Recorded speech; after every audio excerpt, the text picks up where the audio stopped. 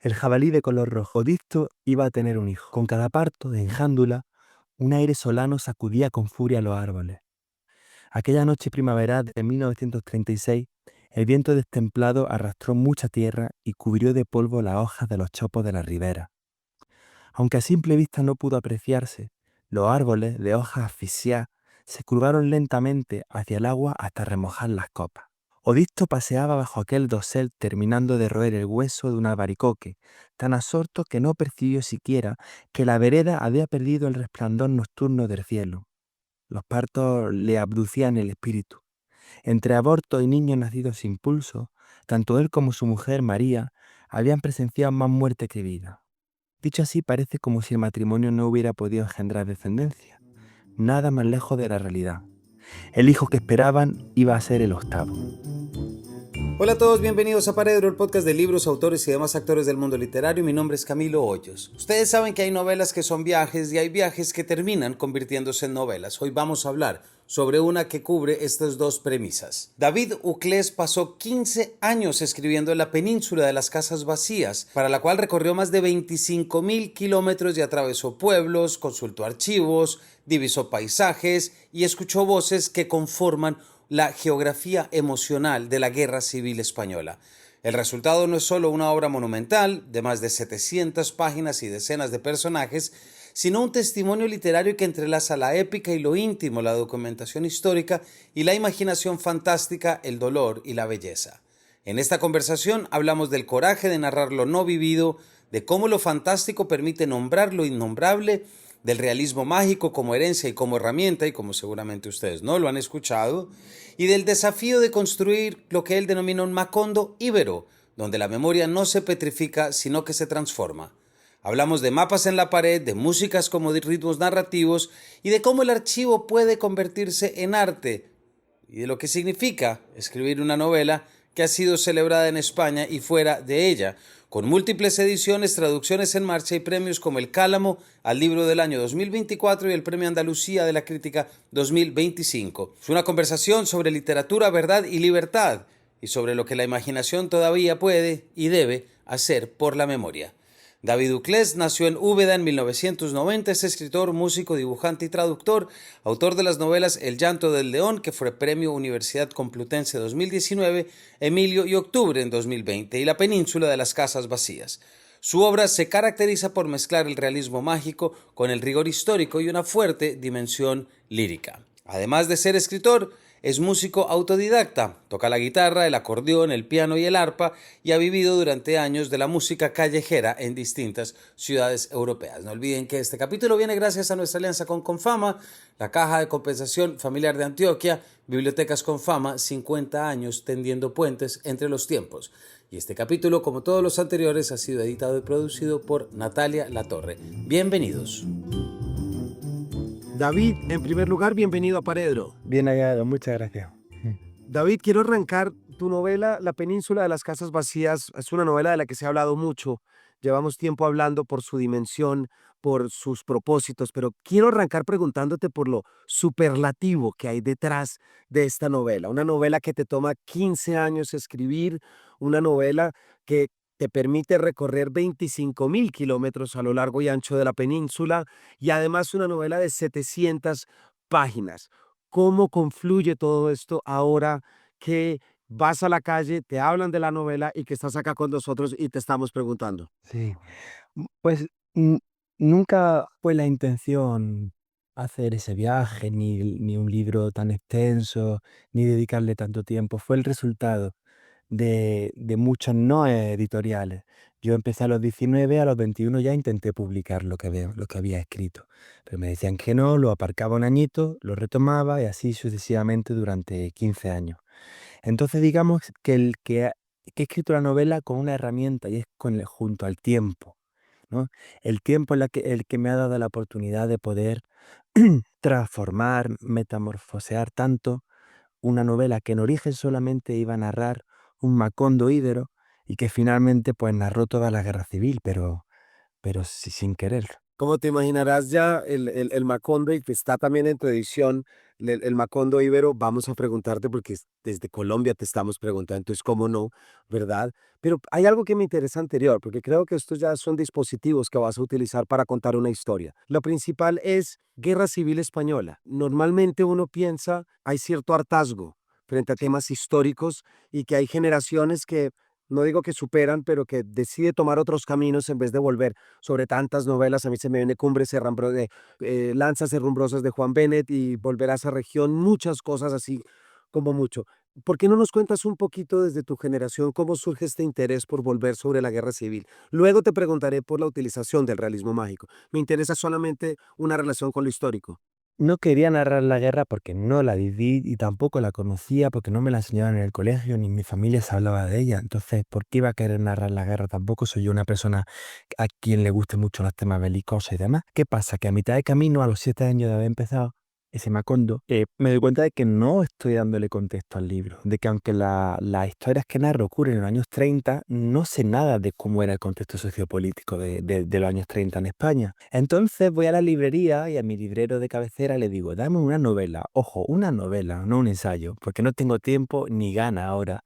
Una novela que mediante la ficción me resuma la guerra, me cuente toda la guerra civil. Entonces me dice, no hay, no existe. Te tienes que formar tú el caleidoscopio. Tenemos a Javier Cerca, a Muñoz Molina, Ruth Dureda, Martín Gaite, Matute, etcétera, etcétera, etcétera, que describen episodios, ¿no? O que describen a lo mejor una familia que sufre toda la guerra, pero que no se persona en todo el territorio, en todos los hitos.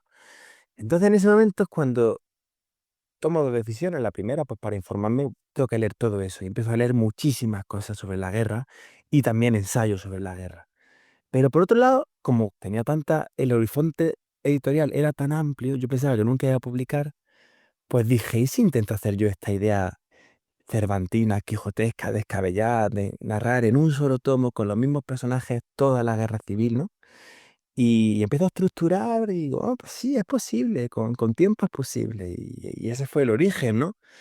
Es decir, mi objetivo era hacer una épica íbera o española. Y la guerra para eso encaja muy bien.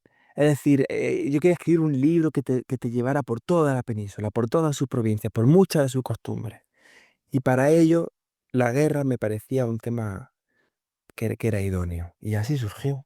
Sí, no lo sabía. Pero eres, por ejemplo, lector de novelas de guerra, por ejemplo, tienes, ¿cómo surge la guerra entonces como este nodo que te permite proyectar ya una empresa de un músculo gigante? Leyendo mucho, dediqué años y años únicamente a leer ensayo, literatura, a ver todo el cine español, que es 75% del cine español, trata sobre la guerra civil. El viaje con la beca Leonardo, recorrí todas las provincias para investigar la guerra, recabando testimonios. O sea, fue como hacer una tesis, me obsesioné con ese conflicto. Pero la guerra no solamente es lo bélico, ¿no? En la guerra hay mucha supervivencia. En la guerra, al ser una guerra que ocurrió, que afectó a toda la nación, se ve se ven todas las idiosincrasias diferentes del pueblo español. Estudiar la guerra es estudiar la antropología del territorio español. Entonces, pues bueno, le fui cogiendo el gusto a hacerlo, ¿no?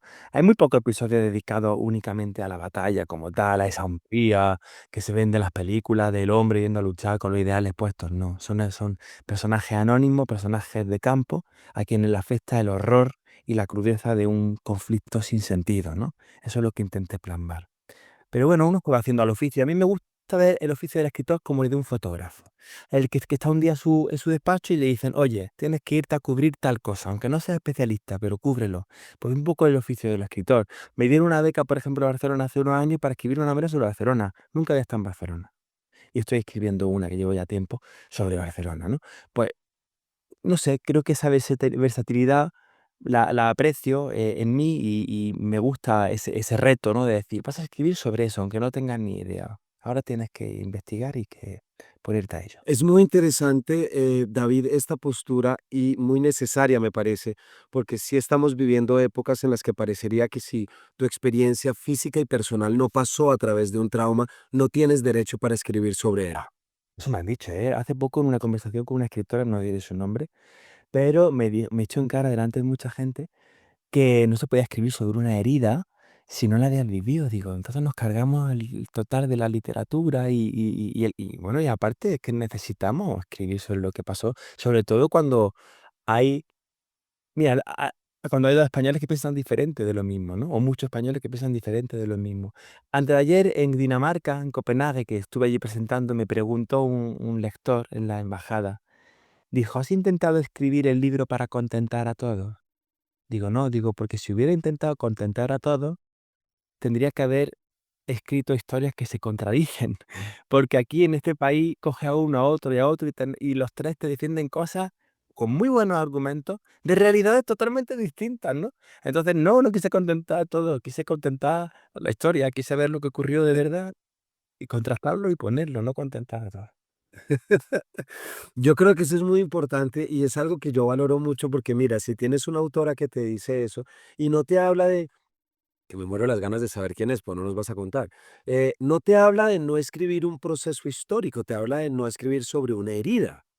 Ya, Es decir, y ahí cuando habla de herida está sacando unos referentes humanos, físicos, es decir, abuelos que todavía habitaron, personas que todavía han estado. ¿Cómo ha sido la relación lectora con aquellos que estuvieron o con estos autores mayores que de pronto recordaban aún esas historias de los abuelos? Tengo entendido que a ti tu abuelo también te contó mucho, sí, pero, sí. pero ¿cómo ha sido esa recepción de semejante tema y de esta valentía tuya para hacerlo? Pues ha sido muy buena. Yo creo que como han pasado ya 90 años desde el inicio de la guerra, el año que viene hacen 90, eh, esa perspectiva, que también los historiadores coinciden en ello, permite que podamos observar con suficiente distancia emocional un tema para hablar de él. Yo creo que a ello se debe, por ejemplo, que desde la prensa española ni los medios muy de derecha ni muy de izquierda han emitido una crítica atroz hacia el libro. Yo me la esperaba, pero no ha sido así. Y yo creo que es un síntoma bueno de que somos capaces de poder hablar ya del tema por fin. No todo, ¿eh? Sobre todo no en el Congreso de Diputados lo utiliza mucho la guerra para crispar, pero en general la sociedad sí que se puede hablar ya de la guerra con tranquilidad, aunque uno opine A y el otro opine B. Y todos han sido muy amables. He hablado con muchas personas que mandan su testimonio mayores de 100 años, que sí que estuvieron en la guerra, que la sufrieron, que la recuerdan. Todos han querido hablar de ella, todos me han querido, no he tenido ninguna mala experiencia, todo el mundo ha querido hablar. Ha sido muy fácil. Y luego, leyendo a estos escritores anteriores a mi generación, pues se aprende mucho de la guerra a través de ellos. Pero sí que me di cuenta de que se parecían mucho la historia entre sí. A ver cómo digo esto. Yo supongo que durante 40 años el franquismo se encargó de dar la visión, una idea o una invención de lo que ocurrió. Es lógico que después, con la democracia, los autores escriban lo que le ocurrió a los que perdieron la guerra. Pero echaba en falta un libro que señalara todos los males, ¿no? Hay mucha literatura desde los 70 hasta ahora que señalaban los males a la República, que en realidad, claro, la República es la que más sufrió, fue un régimen democrático derribado por un golpe de Estado. Pero eso no quita que una vez provocada esa histeria colectiva que se convierte en guerra civil, y yo lo defiendo, no desde el principio, pero sí en el 37, 38, con la formación de los dos ejércitos, eso no implica que no se cometieran atrocidades también, aunque menos, pero también por ambos lados, en los pueblos, entre familias, entre amigos.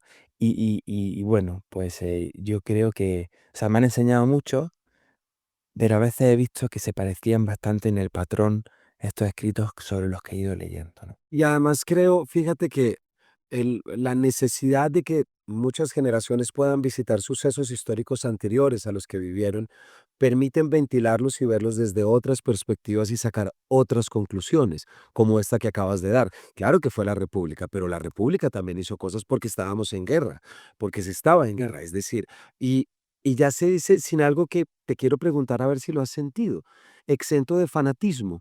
Hay una novela que se llama Ayer no más de Trapiello, en la que se visita mucho lo que es memoria histórica y lo que es la búsqueda de la verdad, pero siempre queda una pregunta de ¿para qué buscamos la verdad? para castigar o para sanar, o para curar o para avanzar. Y creo que la pregunta que está detrás es, no puedes ser fanático de algo y al mismo tiempo escribir sobre ello. Tienes razón. No, no, a mí, de hecho, siempre lo digo, que me ha venido muy bien no tener una familia muy política. Yo no soy muy político, lo soy, es mi responsabilidad, voto, tengo un pensamiento, soy progresista más hacia la izquierda, pero Em, no tengo una educación política muy fuerte, ni unos ideales muy forjados. Yo cuando hablo de un tema siempre hablo primero desde el punto de vista sociológico, filosófico e incluso artístico, y luego ya político.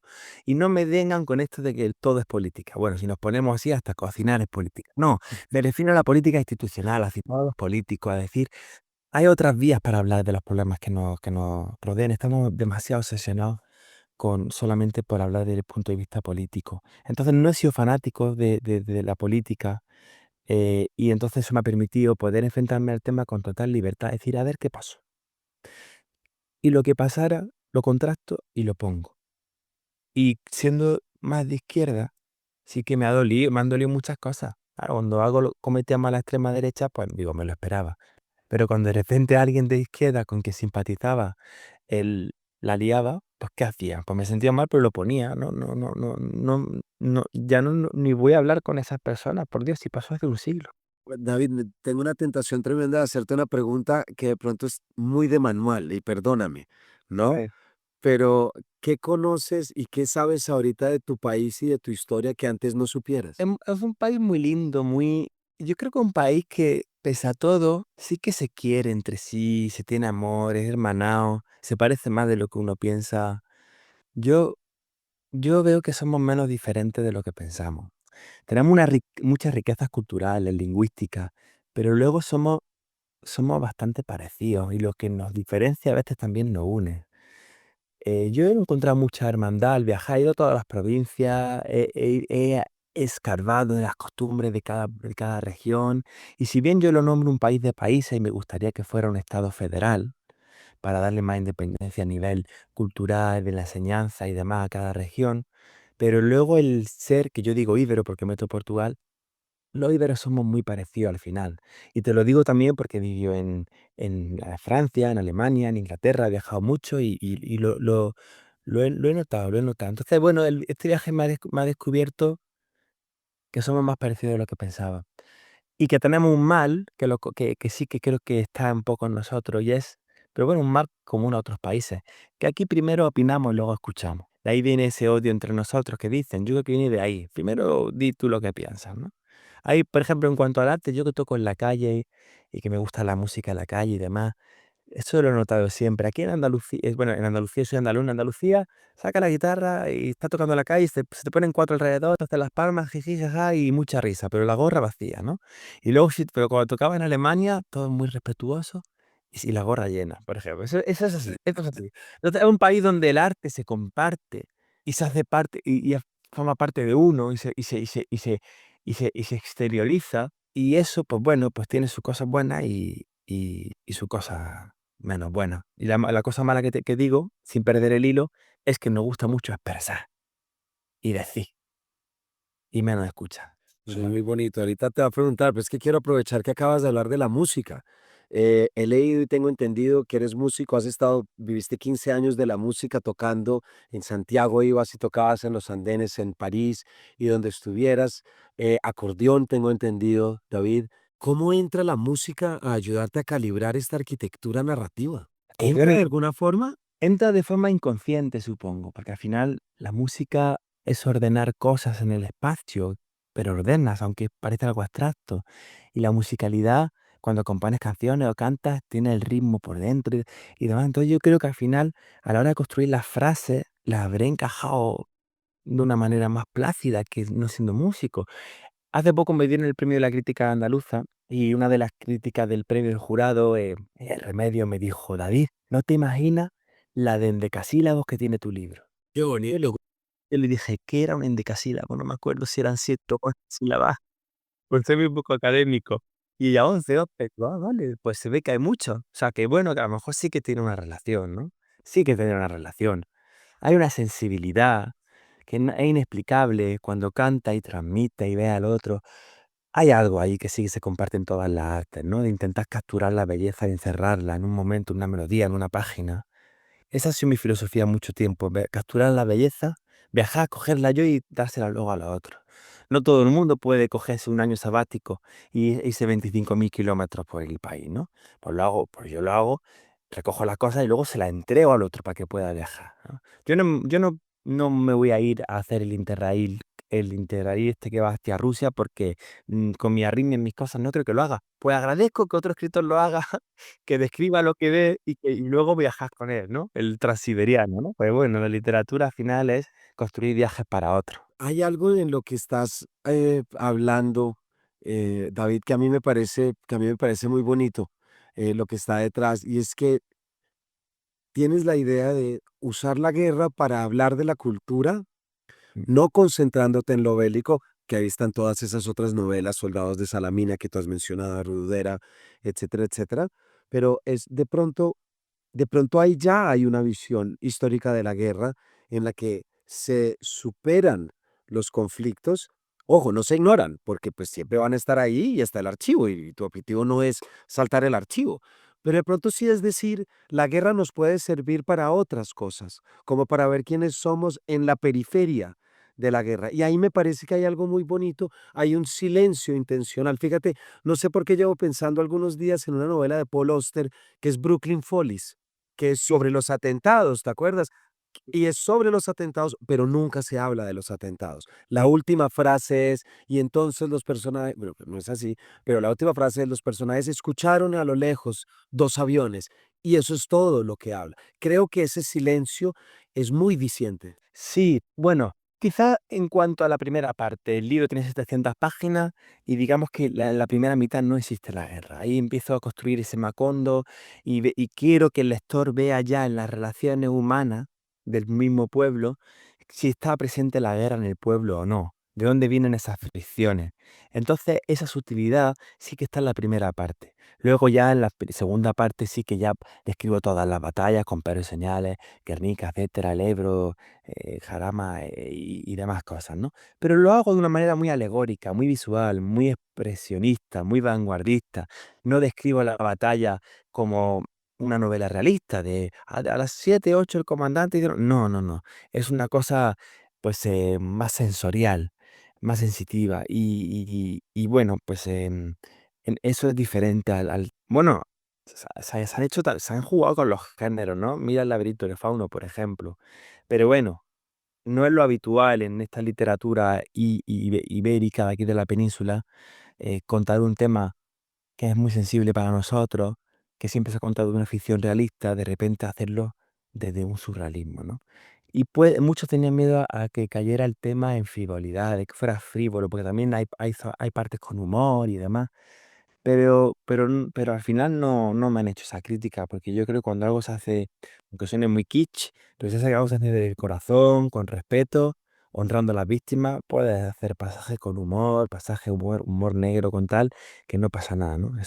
Hay que tener solo un poco de tacto, humanidad y respeto hacia los que ya no están. Así es. Bueno, para la audiencia estamos hablando con David Uclés, autor de un libro que seguramente ustedes han escuchado mencionar en los últimos meses, como lo es La Península de las Casas Vacías, publicada por esa extraordinaria y muy bonita editorial que es Ciruela. No olviden que este capítulo viene gracias a nuestra alianza con Fama, la Caja de Compensación Familiar de Antioquia, Bibliotecas con Fama, 50 años, tendiendo puentes entre los tiempos. David, acabas de mencionar algo que es importante y es el surrealismo, Sí, ¿verdad? La perspectiva desde el surrealismo.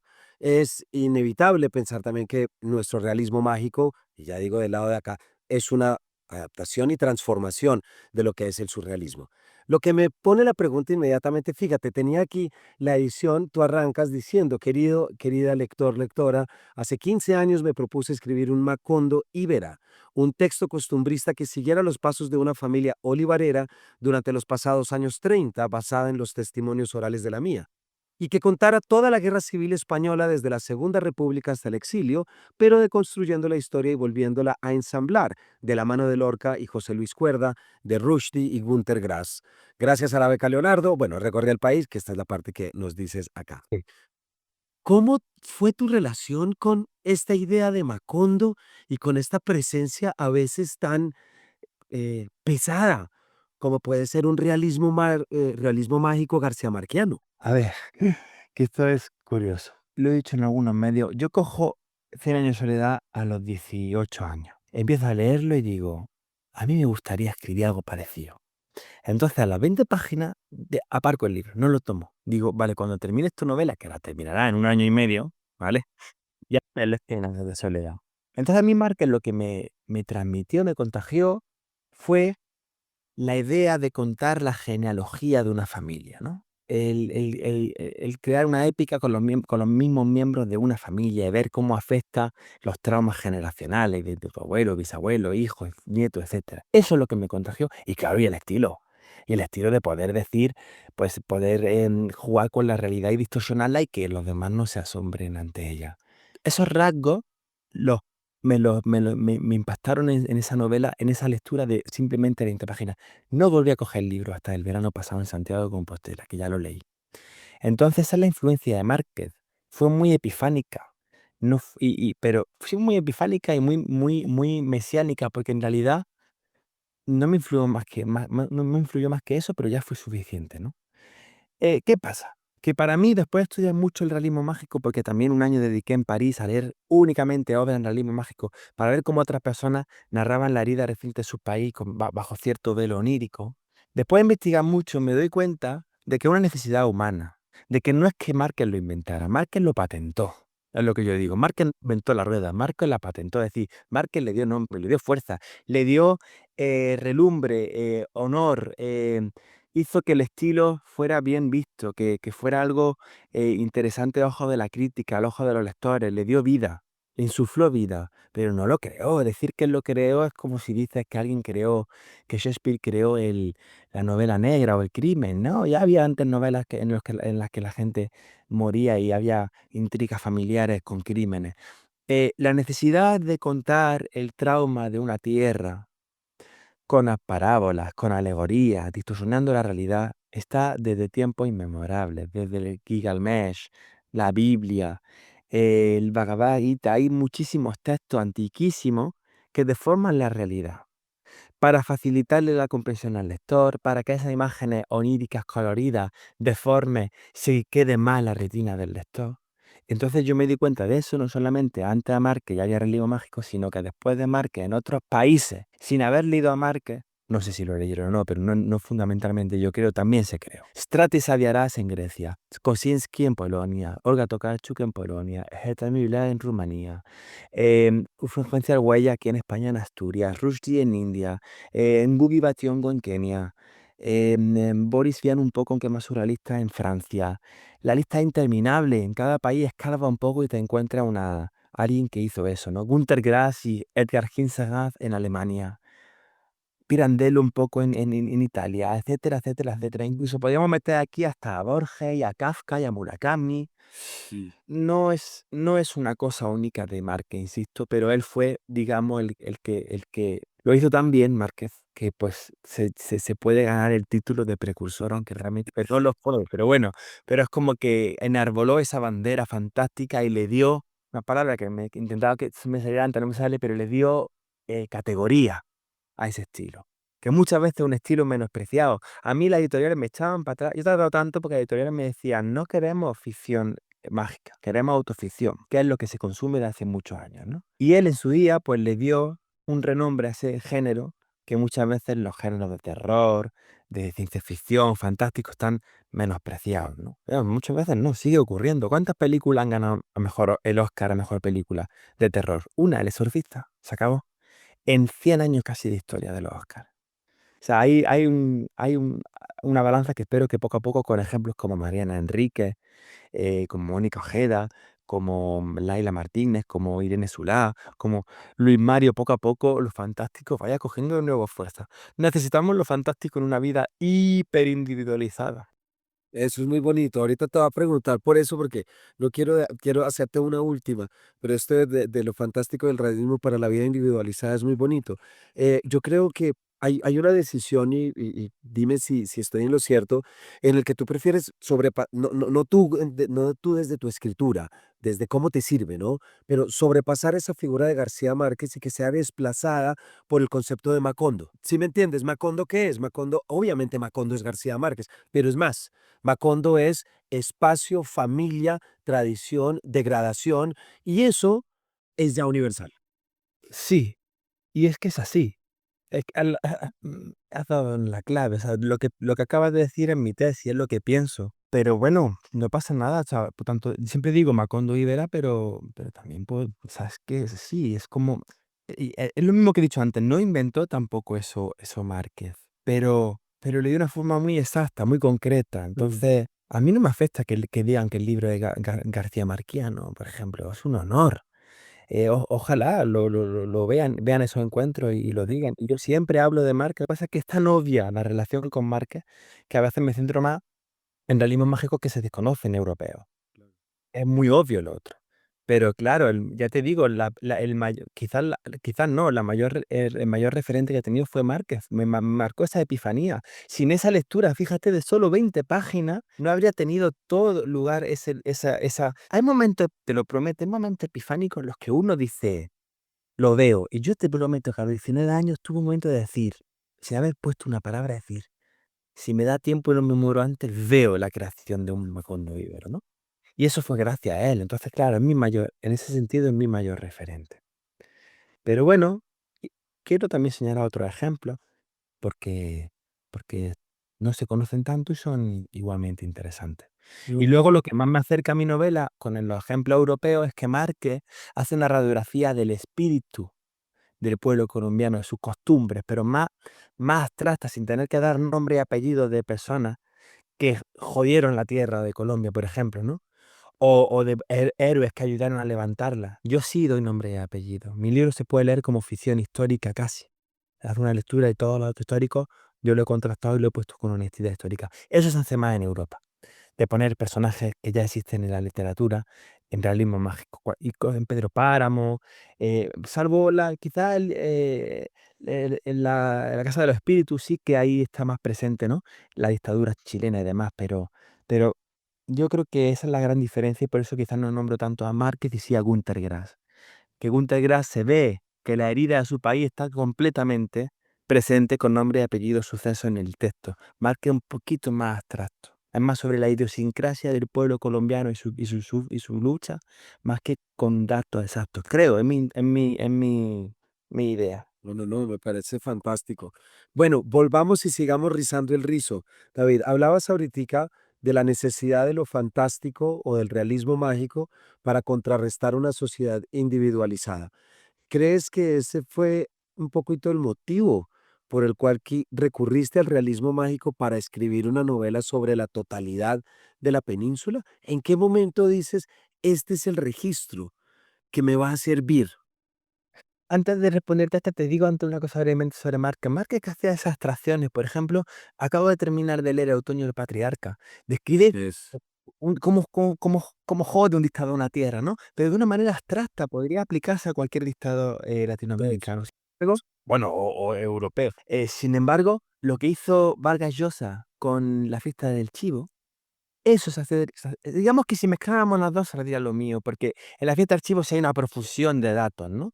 Y yo he dado los datos, pero también he dado lo alegórico. Pues una mezcla entre esos dos libros sería un poco la península, yo creo. Si me asociara solo con uno de los dos, se quedaría cojo. Y, y creo que acabas de dar en el clavo de lo que es la gran diferencia entre una narrativa garcía marquiana y una narrativa de Vargas Llosa, Sí, sí, sí. ¿cierto? Y me tengo que quedar por una, bueno, me parecieron dos obras fantásticas. Es que son tan diferentes que no lo podía elegir. Me encantaron las dos, ¿eh? La fiesta de Chivo y Cien años en soledad son obras maestras. Bueno, la pregunta del realismo mágico estaba en mí el describir una realidad bajo tinte onírico. Yo creo que me influía Zabaleta, que era un pintor cubista, amigo de Picasso, que era de mi pueblecillo de 3000 habitantes en la sierra, y él los pintaba, a mis familiares los pintaba y los deformaba y los plasmaba en cubismo. La portada del libro es de él, ¿no? Y ese es mi referente, el primer artista que yo tuve, no lo conocí en vida, pero que yo conocí su obra de pequeño. Y claro, en mi pueblo hacíamos unos concursos cada verano con el ayuntamiento de hacer un dibujo a ver quién ganaba el premio de Zabaleta. Claro, entonces nosotros no hacíamos pintura, no pintábamos en la plaza normal, la pintábamos invertida, los colores deformes. Entonces, esa necesidad a lo mejor viene de ahí, pero siempre lo he intentado, ¿no? Devolverle la realidad al lector que le he prometido, pero de una manera distorsionada. Eso estaba en mí presente. Ejemplos como el de Márquez te animan, porque dices, joder, qué preciosidad este hombre, y encima se lee, parece ser que no va, que es algo plausible, que lo puede leer gente mayor, aunque parezca un estilo un poco más orientado a gente con la imaginación más vívida, como son los niños, ¿no? Entonces Márquez pues te da una palmadita en la espalda, como Saramago también, que son como mis mentores, que te dicen, venga, ánimo, chicos, sigue por aquí, que no todo tiene que ser una ficción rayana y pura, ¿no? Hay algo que estaba pensando, David, nos quedan, bueno, nos queda todavía un rato. em, Hay algo que estaba pensando y es, claro, para uno como lector colombiano, resulta sorprendente, llamativo y sugerente todo lo que estás diciendo del modelo este de Macondo, ¿cierto? Me pregunto si Me pregunto si, y no sé si tú quieres, si crees que va a pasar o lo pensaste, me pregunto si ahorita con esta bola que se devuelve a través de tu novela, después de haber incorporado Macondo, García Márquez, realismo mágico, ¿verdad? Tú lo tomas para las 700 páginas, para la unidad desde la diferencia, porque ahorita podemos hablar si alcanzamos los regionalismos, las lenguas, las voces, que todo eso también tiene una idea, que esa es la península, ¿verdad? Es verlo desde la totalidad. Me pregunto si esa pelota que ahora nos envías a los lectores latinoamericanos pueda generar movimientos, ¿sí me entiendes? No quiero decir pues que tu novela va a cambiar, no quiero Sí. sonar así de pretencioso ni ponerte en esa situación. Solamente aprender de una perspectiva que tú utilizaste desde algo que salió de acá y que a nosotros nos puede hablar mucho sobre cómo referirnos a nuestras guerras. No, no, claro que sí, pero porque yo ya, o sea, lo mío todo es imitación no directa, sino indirecta. Y claro, yo tengo mi fuente y al igual que a mí en su día, pues como he dicho, para el Macondo García Márquez, para la descripción de la guerra onírica Günter Grass, para la parte poética Stratigrade Arras, etcétera, etcétera, me han influido. Cervantes también para el juego narrativo. Y Unamuno con Niebla. Pues al igual que me han influido, pues espero que yo a mis lectores también, que lectores que sean escritores pueda influirles, ¿no? Porque sí, yo pongo que tiene algo arriesgado la novela, porque narrar una herida reciente bajo el realismo mágico puede tocar sensibilidad. Entonces, pero bueno, supongo que he podido demostrar que se puede hacer, como he dicho antes, con cariño y con respeto, y eso pues pueden a lo mejor intentar lo otro. A mí me encantaría verlo.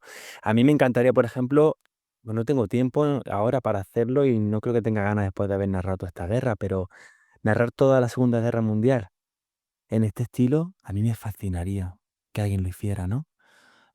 O bueno, lo que leí en la Cesta de Chivo, pero con el toque imaginativo que le faltaba respecto a Márquez, ¿no? O leer la historia reciente de Colombia, pero con datos y con la imaginación. A mí, ¿por qué no, no? Podría llamarse, no sé cómo llamarlo, eso que se encargan los críticos de poner luego el estilo, ¿no? Neorrealismo mágico, lo que yo... Mira, esto os lo voy a contar. Mi término favorito era el neorrealismo mágico. ¿Sabes por qué? Porque el neorrealismo bueno, es como una revisión del género, pero sobre todo porque hace referencia al neorrealismo italiano, que lo que intentaba el neorrealismo italiano era en el cine plasmar las miserias del pueblo, con nombre y apellido. Pero luego darle la vuelta mágica, ¿no? Y eso es lo que yo creo que se acerca más a mi estilo. Porque primero tenemos el neorrealismo que te acerca a la crudeza de la guerra y luego lo mágico, ¿no? Entonces, bueno, ojalá que veas ejemplos parecidos, más que nada para disfrutarlo yo como lector. No, muy, muy bacano. Ya para terminar, David, 40 personajes, 700 páginas, 25.000 kilómetros. ¿Cómo era tu estudio de trabajo? Tengo entendido que tenías un mapa gigante donde habías dibujado, porque además eres dibujante.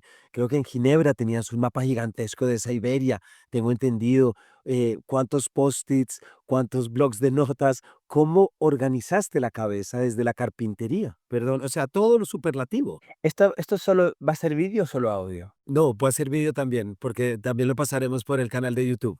Pero vale, lo digo porque tengo ahí un mapa para enseñártelo, pero Uy, si nos lo puedes enseñar, felices. aquí. Y así invitamos a los del podcast a que vayan a ver esto en el canal de YouTube. que ahora no encuentro, pero te voy a enseñar el mapa grande con el que no viajo, pero que me lo traje de mi casa de mis padres hace poco. Mira, este fue el que construí en París. Por favor. Aquí tenía solo 3 partes, ahora tiene 4. No te puedo creer. ¡Wow! ¿Ves? Este eran 3 partes y luego decidí, porque iba a ser antes de la guerra, durante la guerra o terminando la guerra, ¿no? Y luego decidí 4 partes. Ya le fui añadiendo notas y demás. ¡Qué maravilla! Y un mapa de personajes, pero ahora no lo encuentro. Tengo aquí algunas notas, las primeras que escribí hace 19 años, que las hacía manuscrito. Increíble. Gracias, David, por mostrarnos eso. Pues sí, eso era muy complejo porque yo no soy historiador, entonces era complicado porque quería ser muy exacto y de repente pues necesitaba tener muy presente a un solo vistazo la moneda que se utilizaba, las carreteras que había, si estaban hechas de asfalto, de piedra o de cemento, de qué o de tierra, las medidas que eran diferentes, de qué color era el uniforme de cada bando, de los muchos bandos que había, de qué moría la gente, a qué edad se moría, en qué época de cada año se plantaban tomates, ¿verdad? No podía poner uno tomándose un tomate en invierno y demás, ¿no? O sea, al contrario. Todas esas cosas, los nombres que se utilizaban antaño, las regiones que se llamaban de otra manera, todo eso lo tenía así a un vistazo. Era más rápido que el ordenador. Entonces estaba escribiendo y decía, uy, tengo que levantarme a mirar si Córdoba era Córdoba o el límite se paraba en otra parte o no sé qué. Y bueno, sí, pero ya está en una caja metido. David, muchísimas gracias para la audiencia. Hemos estado hablando fantástica charla con David Duclés, autor de La Península de las Casas Vacías, libro que tienen que ir a leer. Gracias a ti, David. Además nos muestras que la imaginación tiene muchas alas y tiene que tenerlas cada vez más grandes, pero también es importante salir de lo fáctico para que esas alas sean éticamente correctas en muchos casos y que no irrumpan en otras sensibilidades y que puedan visitar otros tiempos. David, muchísimas gracias por habernos acompañado. Gracias, Camilo. Iré el año que viene por allí con la Fundación Gabo. Este año estoy haciendo gira europea y el año que viene cruzo el charco. O sea que os veré por allí. Sí, porque te extrañamos mucho en la Filpo, debo decir. No, iré pronto. Muchísimas gracias y por supuesto aquí te esperamos y también te esperará la audiencia. A todos ustedes, gracias por habernos acompañado y nos vemos en una próxima edición de este Paredro.